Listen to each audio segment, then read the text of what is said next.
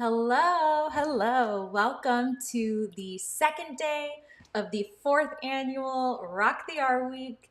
Today, I'm excited to have one of my dear friends, Kristin Bowers from Kiwi Speech. We're going to be talking all about treating the R in teletherapy. So I'm going to go ahead and bring Kristin on.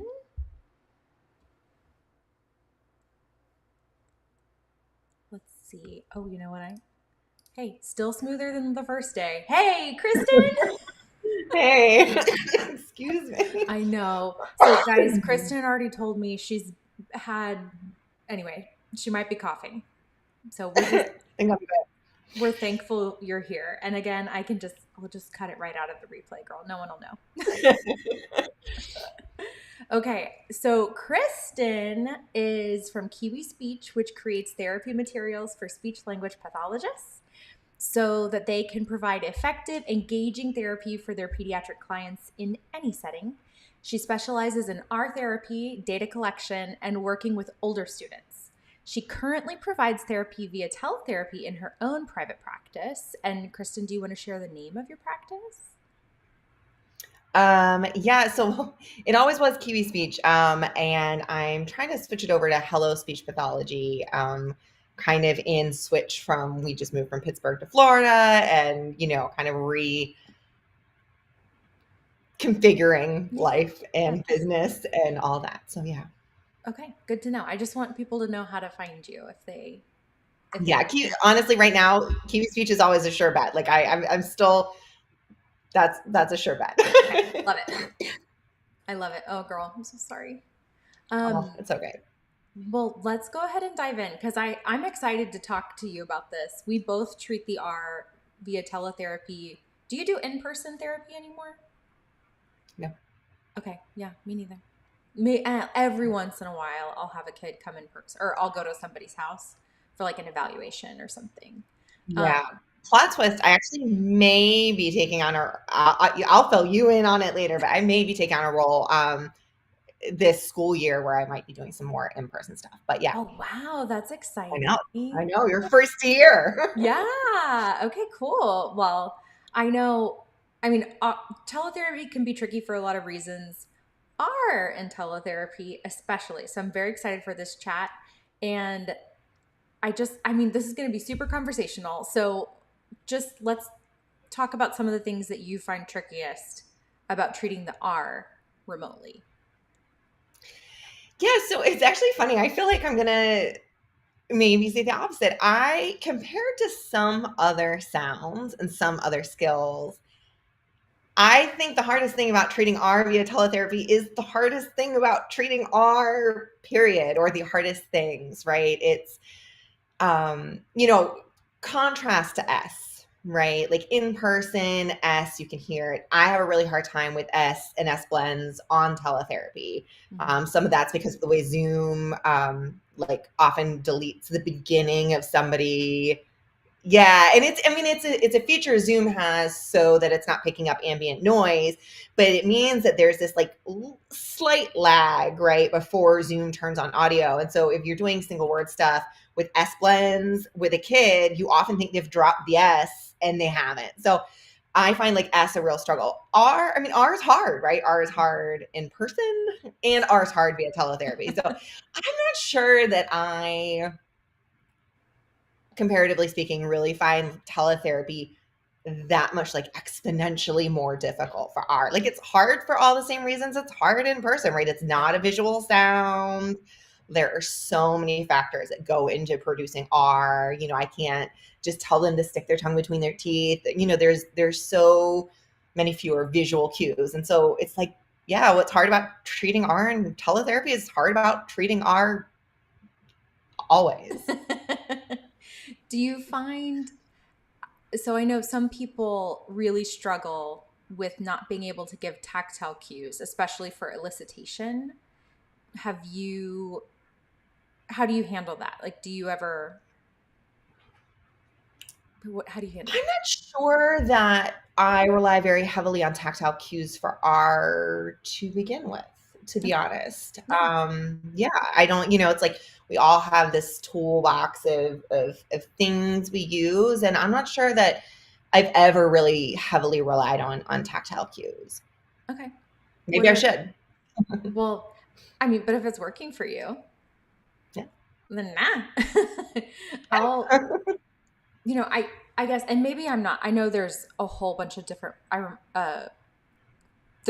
probably not using the exact correct term when I say tactile. I think I'm probably overgeneralizing, but like, so my hands on their face or their body, I don't usually rely on either. But what about like?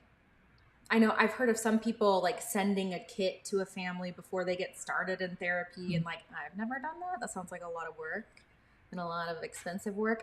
But I will have them like, hey, go run and grab some pretzel sticks, or like go grab your toothbrush, or like some kind of thing that we can use.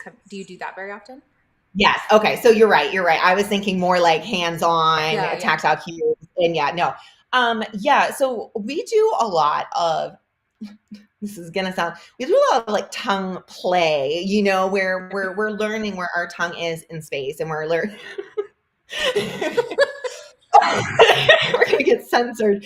Yeah, Asha's gonna take this down.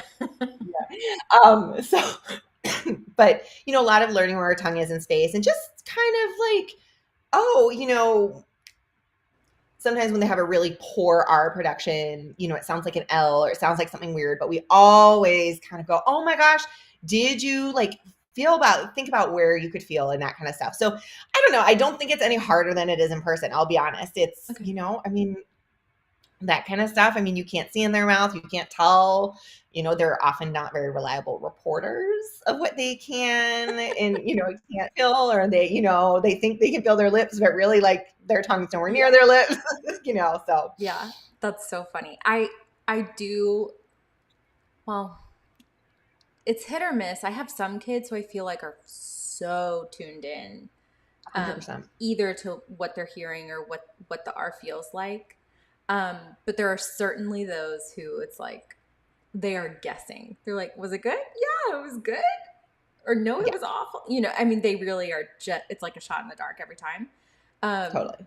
but yeah, I definitely spend a lot of time trying to hone that skill with them early on in Totally agree. therapy. One of the things I like about teletherapy though is like, that camera is right there in front of them, so you're not messing around with mirrors and this kind of stuff. Like I can see your mouth at the exact same time you can see your mouth, like practically from the same angle. So that actually is like really helpful. Yes. It's not like get out your mirror and, none of that. It's just like get in real close to the camera and do this Yes. and watch your own mouth. So I actually like love relying on that feature. That is so funny. I was just thinking of that while you were talking a second ago, and maybe I'm Kristin, you're so good with technology. Maybe you already know this, but I was real excited because I figured out I also use Zoom for teletherapy. That's the platform that I use.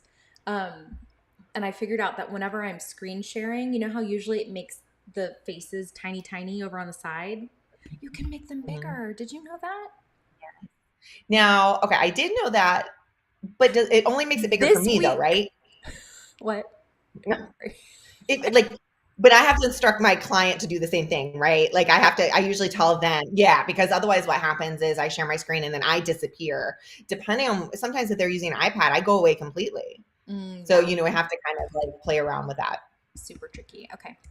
I have thought about tracking the Zoom people down to figure out these audio settings because I find whenever okay, there's some kind of setting that's like Yeah. audio for musicians or something that you can toggle on and off. I haven't personally noticed a difference because I No, find I that agree. whenever it's a sustained sound, I Mhm. lose it and drop it. So there have been times where I'll have the family just call me on the phone. So we'll Mm, use the camera on Zoom, audio on the phone, and at least I interesting. Yeah. can hear a little better there. I very rarely have issues with R. It's like almost always kind of S and S Yeah. blends. You're right. There is a setting, and I too have played with it, and I'm not really sure Yeah. that I notice a difference either. Okay. I totally agree. Bummer. Okay. I've thought No. about I use Simple Practice for my EMR, Mhm. which you might too. Do you? Yeah, I do too. Yeah, yeah. Do you have you ever tried their teletherapy platform? I love it. Okay. I have not. I'm just so I'm curious proficient about it. with Zoom, like it's just, it feels like every time I try to use another platform, I'm missing some feature or I'm just slower at it. Um, you get good at what I was just going to say something about. Oh, for S's, I know this is like an R thing, but for S's, I do, if I'm working on word level, sometimes I'll just have them say something ahead of time, like a snake, a, and it just gets that microphone on. So, and then I'm able to hear Oh, that's smart. that. And I just kind of have them say like, or the, or something like super simple. They can take a break. Hopefully it's not like, if they're able to do that, that helps a little bit with the audio, just kind of having a phrase or like a carrier phrase, just to again get that audio to like flip on. Yeah, yeah. That makes a lot of sense. Okay, clap and then say. Just kidding. Yeah, I mean, really. Make a sound like a chicken Oh. and then say your yeah. So somebody in the comments said, I think older kids especially find tactile cues really invasive anyway, which I think is a great point. Because yeah, like I don't love when people touch my face, so it's a really good point. And I've never, No, I mean, I certainly never did in schools because that was just, it's like a can of worms I don't want to go into. If I were, I think, in a situation where I had a family, I was really working with a lot and I felt like it was going to be really helpful. And I had that conversation with the child and the family, like, fine. But there's so many other tools, I very rarely, with the kids that I worked with, I mean, I know like a lot of people rely on prompt, but with the kids that I've worked with, which are often just kind of like one sound sort of thing, it's just not something I've ever really like needed to lean a lot on. Yeah. Somebody else, Miss Caroline, is saying, well, she's agreeing that yeah, so many of her kids are guessing whether their their productions are correct, and they're like, I don't know, I'm just trying, I'm just guessing. Yeah. And she mentioned that she has used Simple Practice for teletherapy, and she said it's not as easy to share screens. Yeah, I mean, I'm just really used to Zoom. Yeah. I like it. I kind of have all my systems down. Yeah, I know.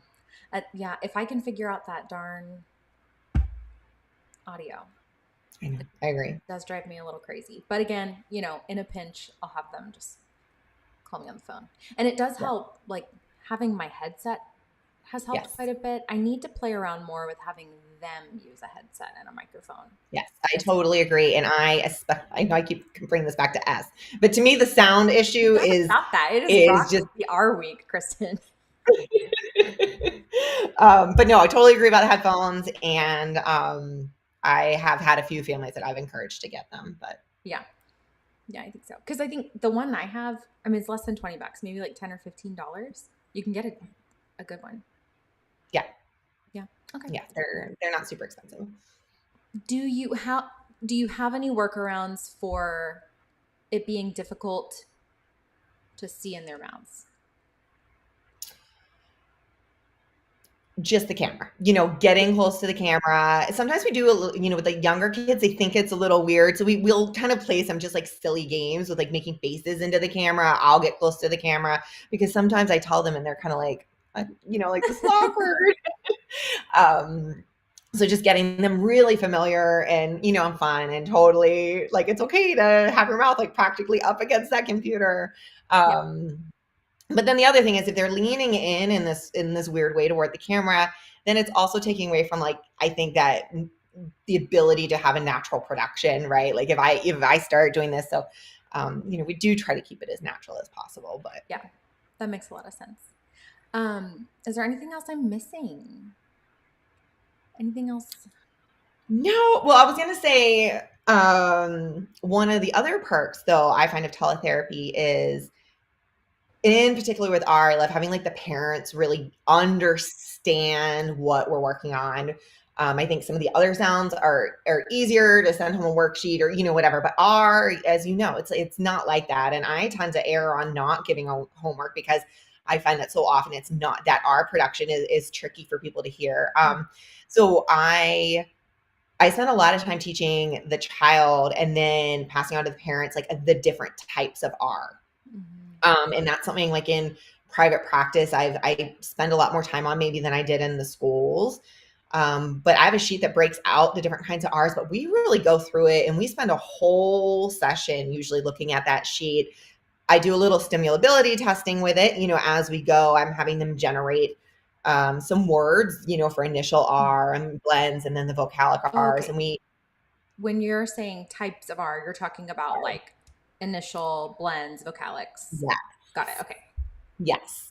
And I think it's so important for the kids to realize there are all these different types Yeah. of R because, we're just working on initial R and they're noticing that they can't say all these other R's at the end. I want them to know that that's totally fine, right? Like in not to measure themselves on their progress on that because we're going to consider them totally different sounds. And that's something I really work on making sure the parents understand too, if they're listening or if they are making corrections, that we're just going to ignore those final R's for now, right? Like that's not the target. So I do spend a lot of time working through that.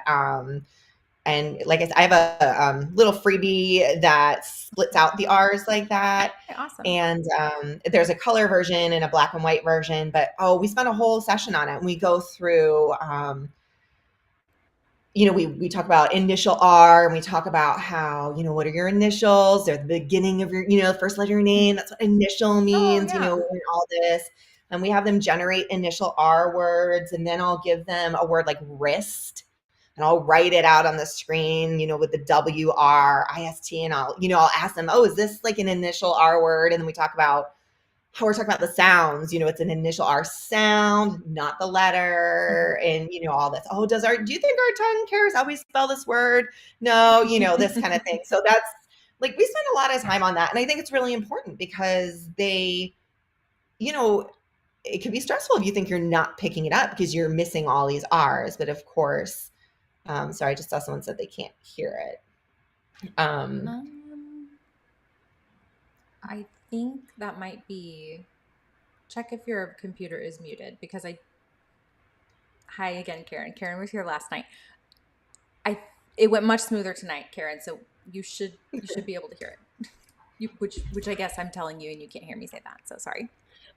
And I'm just looking at Megan's comment here too. Parents are always shocked at how much goes into an R, and it helps. Yeah, 100%. Like R is not just one sound. It's so much harder, right? We have all these different co-articulation variations and all this stuff. So really, thanks, Laura. Really teaching them and having that carry over to the parents. Yeah.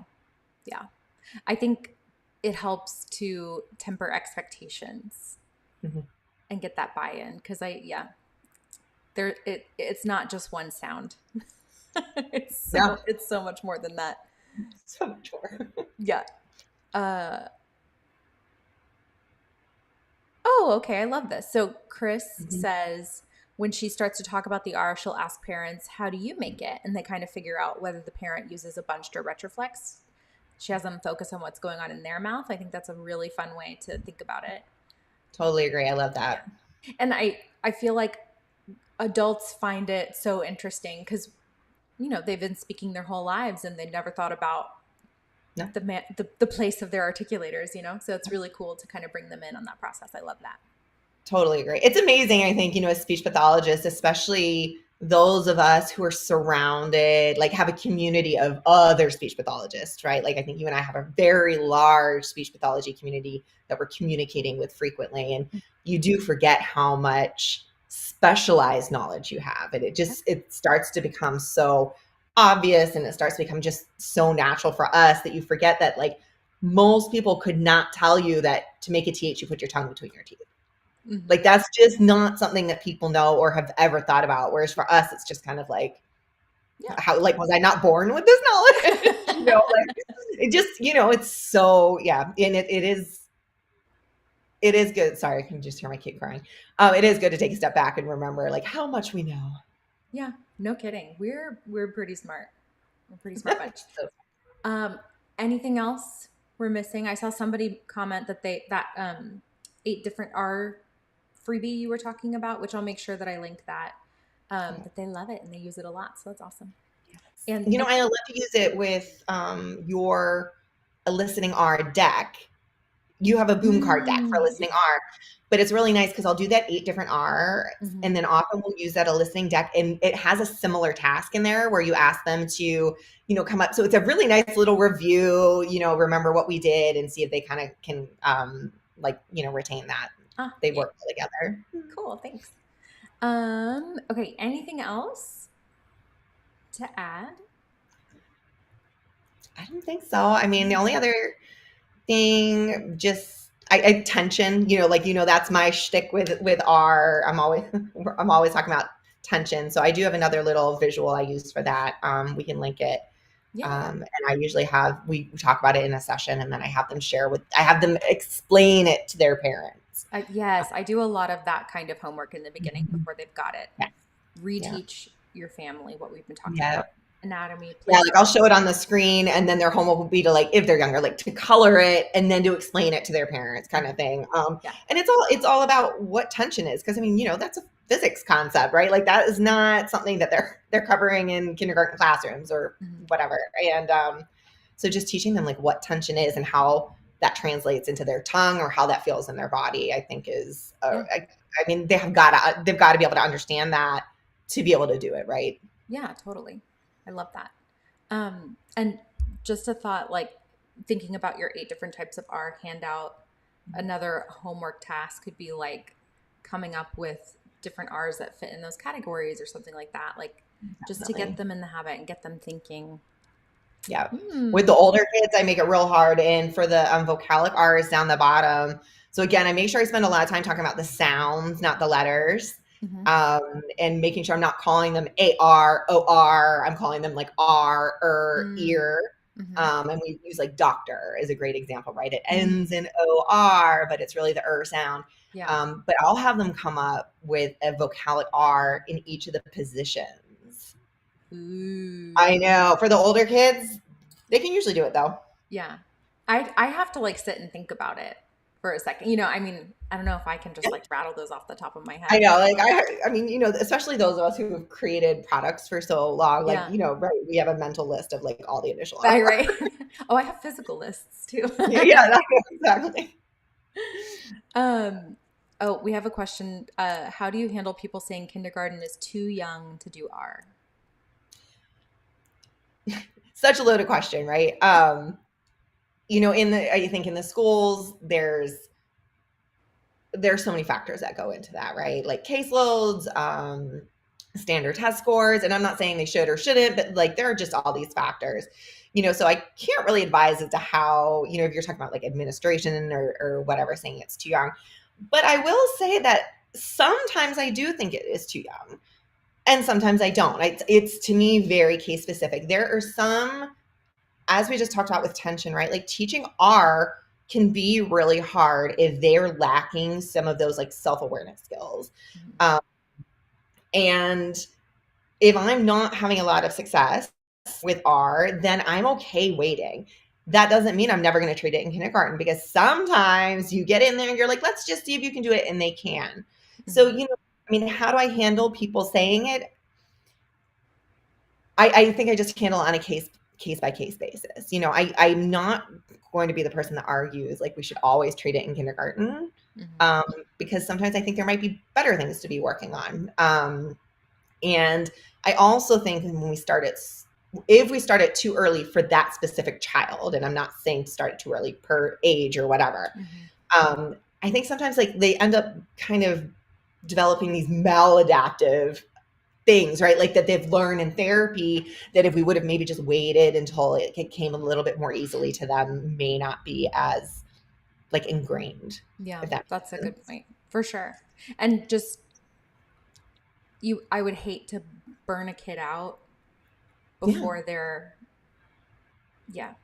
by starting too early. Although I've had plenty of kindergartners who 100%. But sometimes it's give it a shot. If it's not going, then I'm a big fan of giving kids breaks. Yeah, I totally agree. And so sometimes I do think it's too young, but that's not a general rule, right? And it also depends on what other targets. If they have a whole bunch of other sounds we could be working on, then let's just focus on those. Cool. Well, I'm going to make sure to link your types of our freebie, the tension freebie, and then am I making this up that you have one about teletherapy tips? Oh, I do. Yes. It's Okay. not our specific, but it is. It's just like a little parent handout. Um, pardon me, that I always send to my parents, not my parents, the parents of students when we It first happens. get together. And it's just like, having them set up. Lighting is like a big thing that people don't think about. Often just sometimes, they position their kid with a light right behind them and it can be a little harder to. Oh, I actually haven't run into that.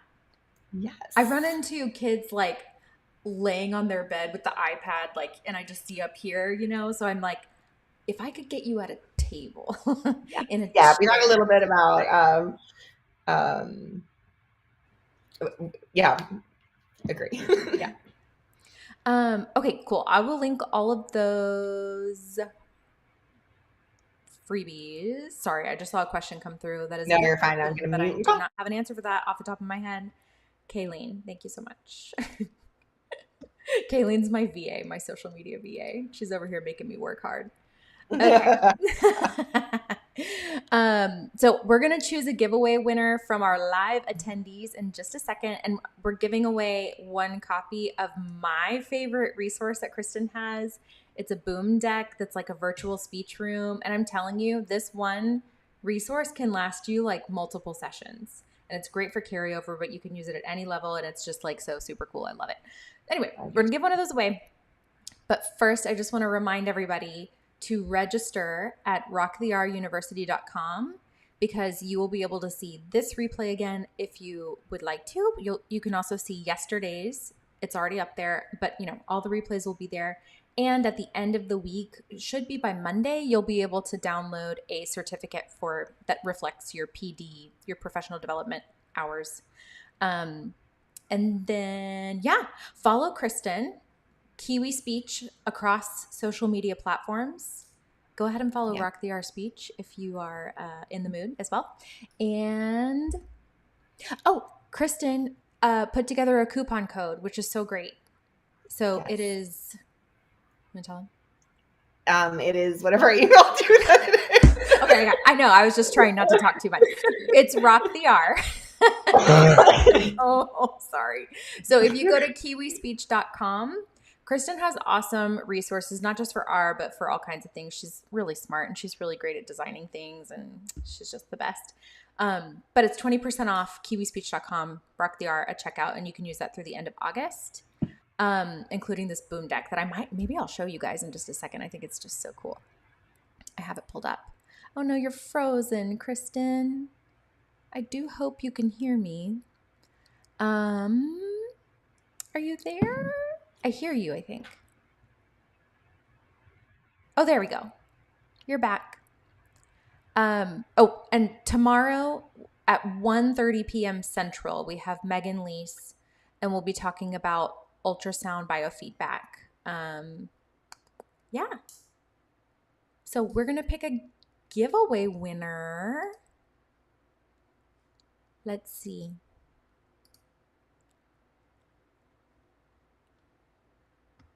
Oh, dear. Oh, I lost Kristin. I really hope you guys can still see me. Okay, let's see. I'm trying to scroll through the comments and now it's not letting me. This is not good. I really hope it's still working. Yeah.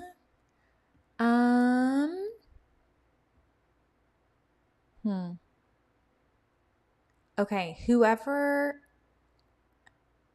Oh, this is so sad, guys.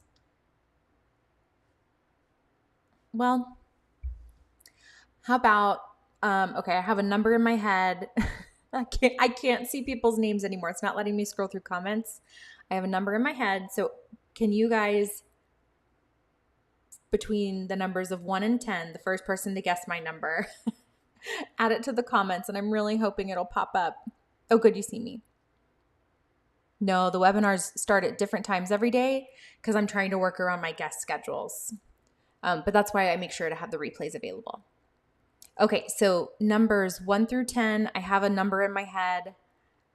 put your guess in the comments so I can pick a winner. And the first person to guess will win one copy of Kristin's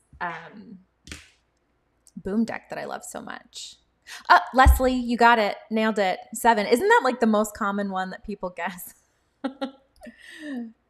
Okay, so Leslie, if you could please email hello@speechythings.com, we will get you hooked up with that boom deck.